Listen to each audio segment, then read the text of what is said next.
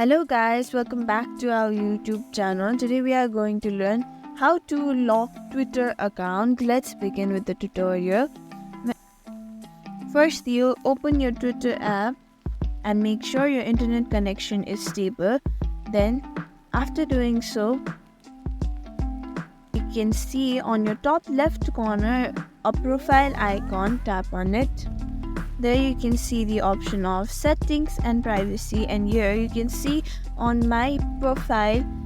So I want to lock it. So let's begin. Firstly, go to settings and support.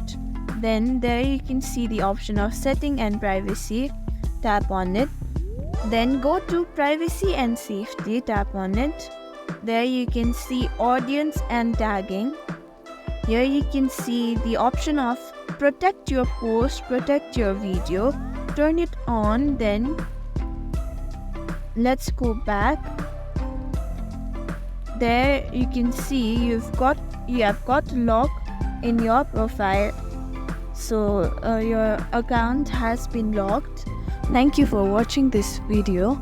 You can like, share and subscribe to our channel for more such content.